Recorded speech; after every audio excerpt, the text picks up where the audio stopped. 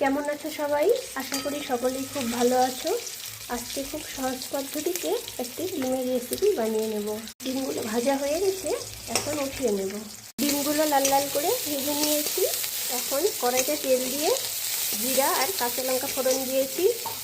পেঁয়াজ আর কিছু রসুন কুচি দিয়ে লাল লাল করে ভেজে নিয়েছি।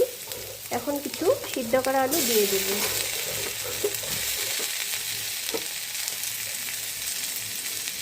অল্প লবণ আর হলুদ গুঁড়ো দিয়ে লাল লাল করে ভেজে নেব। পেঁয়াজ রসুনগুলো লাল লাল করে ভাজা হয়ে গেছে। এবার স্বাদ মতো লবণ আর হলুদ গুঁড়ো দিয়ে আর একটু ভেজে জল দিয়ে দেব। জল দিয়ে দিয়েছি। এখন সিদ্ধ করে রাখা ডিমগুলো দিয়ে দেব।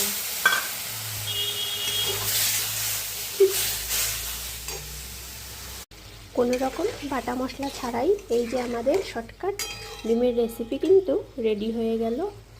এখন নামিয়ে নেব। এই যে আমাদের ডিমের রেসিপি কিন্তু একদম রেডি হয়ে গিয়েছে। তোমরা কে কে ডিম খেতে পছন্দ করো অবশ্যই একটু কমেন্ট করে জানিও।